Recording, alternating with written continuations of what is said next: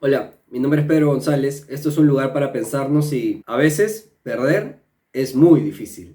Hoy, por ser 13 de enero, que se celebra el Día Mundial de la Lucha contra la Depresión, vamos a pensar juntos en cómo se manifiesta la tristeza en nuestra vida y cómo tiene un lugar importante y que muchas veces no se registra en nosotros mismos o en los demás. Vamos a empezar pensando juntos qué es la tristeza, ¿no? La tristeza básicamente es una emoción que todos tenemos, que es totalmente normal sentir y experimentar y que sirve como una manifestación frente a la pérdida de algo que nosotros valoramos como importante o trascendental en nuestra vida. Esta emoción tiene un sentido de alerta y de alarma en el sentido de que nos ayuda a identificar aquello que estamos valorando y que sentimos está por perderse o ya se perdió. Lo que la tristeza nos hace es nos conecta con esa sensación de pérdida que tenemos hacia las cosas que nos importan. Por ejemplo, te da tristeza cuando el equipo al que sigues pierde, te da tristeza cuando te separas de tu pareja, te da tristeza cuando alguien fallece, te da tristeza cuando pierdes un trabajo, te da tristeza en un montón de situaciones, pero siempre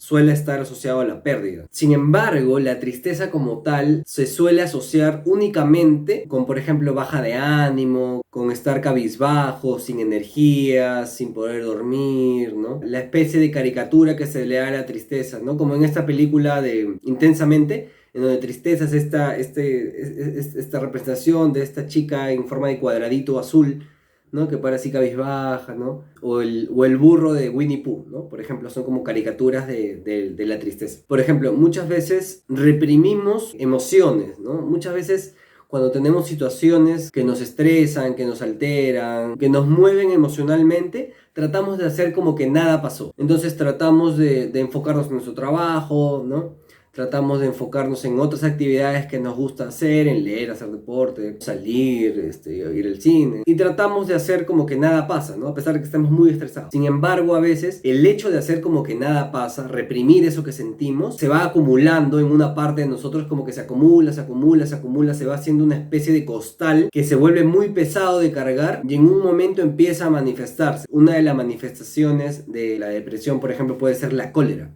A veces las personas piensan que la tristeza es simplemente estar como cabeza gacha. No, mucha gente que está deprimida está muy enfurecida. La pérdida como tal, el perder algo, no solo te da tristeza, te da mucha cólera. Y esta cólera puede ser una manifestación de la depresión. Por ejemplo, cuando las personas se separan de sus parejas, hay muchas reacciones, ¿no? Distintas reacciones. Pero una de estas reacciones suele ser odiar, estar molesto. Por ejemplo, en relaciones que vienen, yo lo he visto mucho en pacientes como vienen luego de terminar una relación y están molestos con la otra persona por lo que, imaginemos que le fue infiel, ¿ya? Están molestos porque perdieron el compromiso que la otra persona tenía con ellos. O sea, tiene que ver con uno. El ataque es siempre hacia uno. Por ejemplo, muchas personas luego de terminar se sienten como deprimidos o tristes porque ya no tienen con quién compartir esos momentos que les parecía importante compartir, quién aguante contarle sus problemas, quién tolere cuando se ponen insoportables, con quién compartir momentos apasionados, momentos de pareja, momentos íntimos, en quién descargar su sexualidad. Entonces se molestan, se ponen irritables. Cuando uno no puede descargar, se pone irritable, se pone colérico, se pone molesto, ¿no? Lo que está por debajo de esa cólera es la tristeza.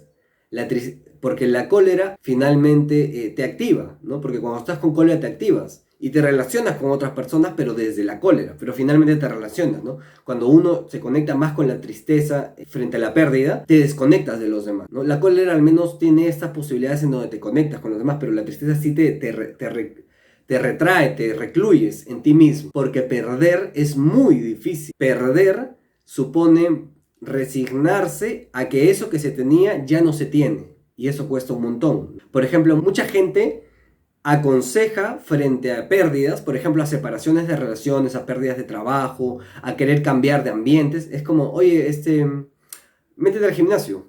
¿Cuánta gente luego de acabar relaciones se mete al gimnasio, empieza como a correr, empieza a hacer actividad física cuando nunca hizo?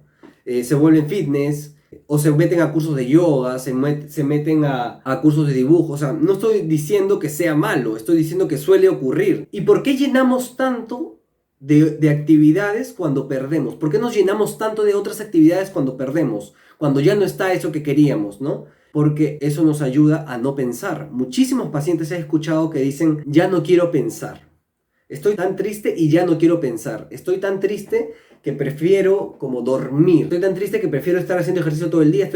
Estoy quedándome más tarde en el trabajo para no pensar. La gente le da como una connotación negativa al estar triste, al pensar en eso que duele y que se perdió. Porque es totalmente natural que cuando algo se pierda te duela, pues. Si alguien se muere, te va a doler. Si tu pareja te deja, te va a doler. Si se termina tu relación, te va a doler. Si tú la cagas cuando acabas tu relación y es tu culpa y sientes como te sientes triste, con cólera, con rabia por lo que se perdió, es totalmente natural que te conectes con eso, ¿no? Pero hay una especie de tendencia actual en donde los sentimientos no hay lugar para el no estar positivo, ¿no? Hay como esta especie de concilio global en donde hay que estar positivos como sea, porque el que no está positivo está raro, el que está triste está raro, ¿no? Y si estás triste deberías tratarte porque estás mal. No, cuando la tristeza es una emoción totalmente natural frente a la pérdida de algo. Más bien habría que pensar por qué hay tanto interés en no estar triste frente a las pérdidas. ¿Qué pasa? ¿No toleras la pérdida, no toleras estar triste? ¿Hay que siempre taponearlo o hay que darle lugar? Porque cuando...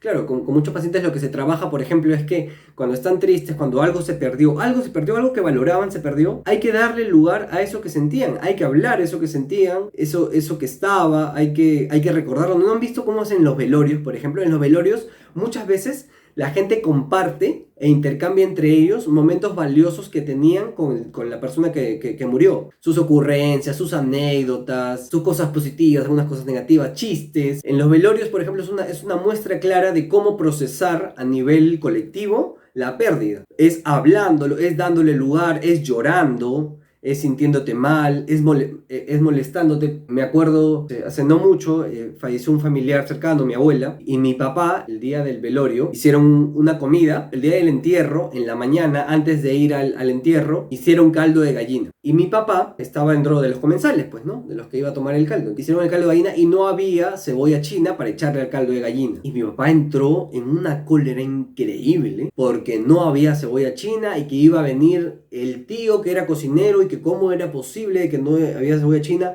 y que por qué no hay cebolla china. Pero ese día, debido a la pérdida, se conectó con mucha cólera frente a la ausencia de la cebolla china. La ausencia principal era que se había muerto su madre, pero se conectó con la cebolla china. Se molestó con que no esté la cebolla china, ¿no? En particular. Entonces, no solamente se tramita la pérdida con la tristeza, con el estar tranquilo, sino con la cólera muchas veces, con molestarnos porque ya no está. Ya no está eso que yo amaba, ya no está eso que yo quería. Y nos molestamos con un montón de cosas. Hay un montón de gente, por ejemplo, que está muy triste, que hasta a veces están como con algunos cuadros depresivos, y que están muy molestos con el mundo. Gente que está muy triste, pero que está muy molesta con cómo se manejan las cosas, con cómo se maneja el gobierno, con por qué suben las cosas, por qué la gente piensa diferente. Pero en realidad lo que no estás pudiendo expresar muchas veces es la tristeza que llevas dentro, el penar de que la gente no piense como tú, la pena que puedes experimentar de que el resto sea distinto, de que el resto sea diferente. Eso nos da pena, ¿no?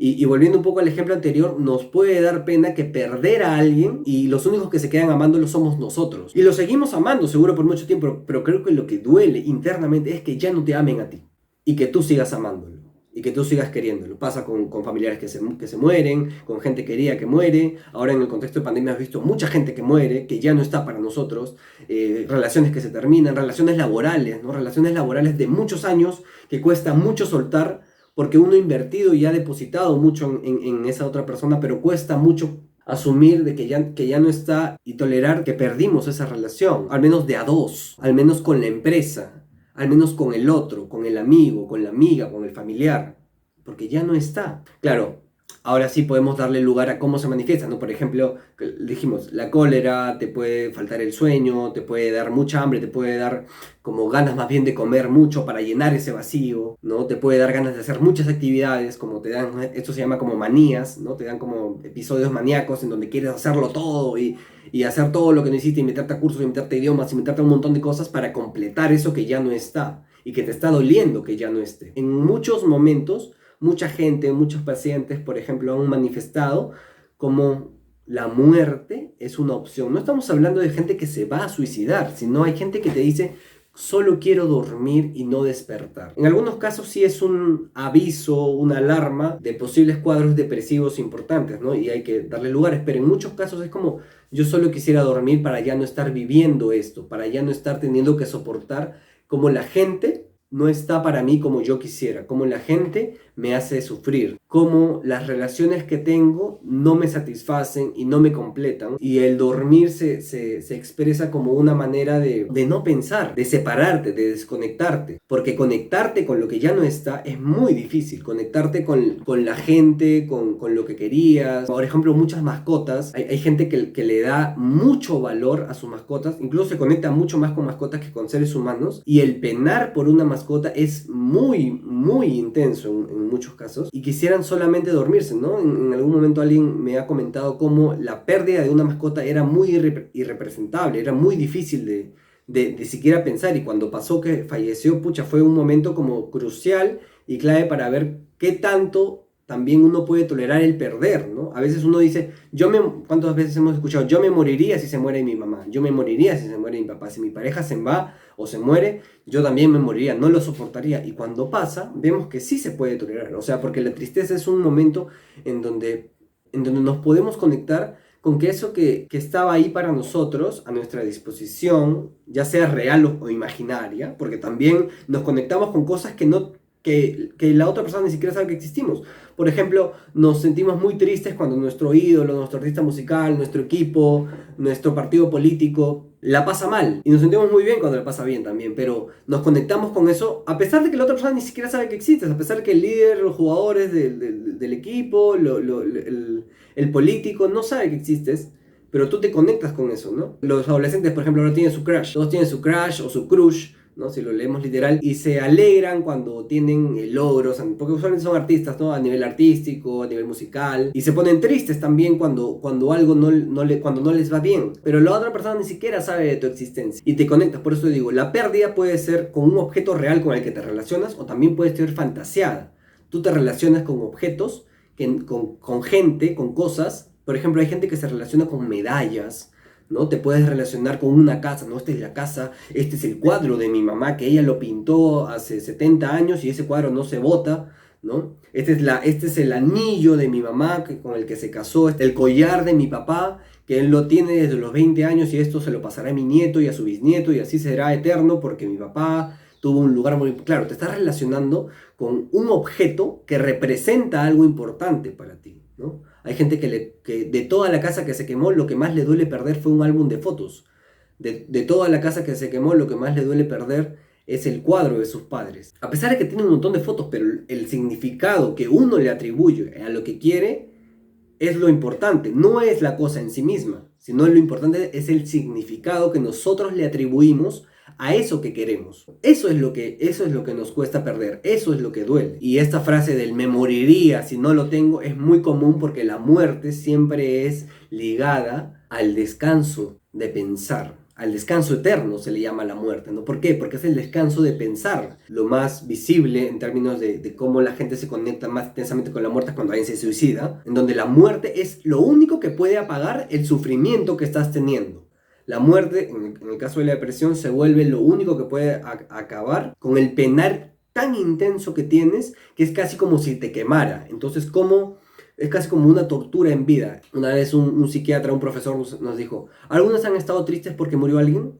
Sí, le hemos dicho, ¿no? Todos. Ya, multipliquen eso por 100, esa es la vida de un depresivo grave. Ese dolor que sientes, multiplícalo por 100 y que sea todos los días. Ya, ese es el dolor que siente un depresivo grave. Porque darle lugar a las pérdidas en la vida es muy difícil, ¿no? Nos trae mucha angustia, nos trae ganas de hacer cosas, de completarlo con algo, a veces de maneras positivas. La pérdida también trae cambios y movimientos en la gente. Mucha gente luego de una pérdida importante, por ejemplo, de relaciones o de cambiar de trabajo o de cambiar de ciudad, ¿no? Por ejemplo, la migración venezolana que hemos visto, mucha gente ha emprendido cosas que en su país no hizo, pero lo lleva a transformaciones importantes, ¿no? A partir de la pérdida de algo. Por ejemplo, en ese caso muchos podrían decir de la libertad, frente a la pérdida de alguien, frente a la pérdida de algo, como que hay giros. Usualmente las pérdidas también nos traen giros en la vida en donde podemos hacer otras cosas. También nos podemos ir al hoyo, actividades delictivas o algunos de descuido personal, ¿no? Empiezan algunos a consumir drogas, empiezan a descuidar trabajos, empiezan a descuidar sus relaciones familiares, porque las pérdidas también, o sea, el impacto de las pérdidas puede ser recepcionado y luego de un tiempo procesado. Cuando se procesan las pérdidas, pueden ser llevadas a un sentido de elaborarlas. Los artistas, por ejemplo, cuando se conectan con emociones intensas, ¿no? Como la tristeza, por ejemplo, han creado obras importantes, artísticas, ¿no? Y le dan un giro importante. Hay gente que cuando perdió algo o alguien, se conecta con energía luego de procesarlo para poder emprender un negocio, emprender una carrera, crecer como persona, pero como también te puedes autodestruir, ¿no?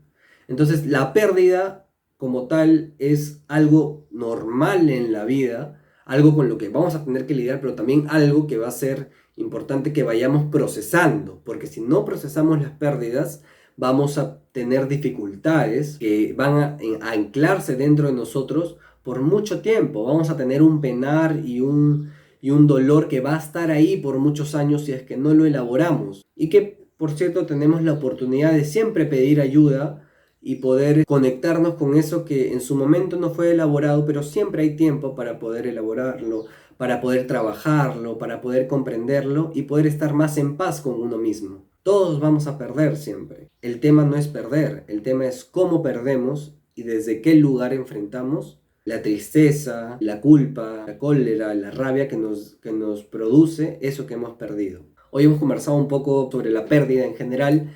Espero les haya ayudado a pensarse en sus propias pérdidas y puedan conectarse con esos aspectos, ¿no? Que estaban ahí seguramente en todos y todas y podemos hacer algo con esto, ¿no? Siempre hay tiempo.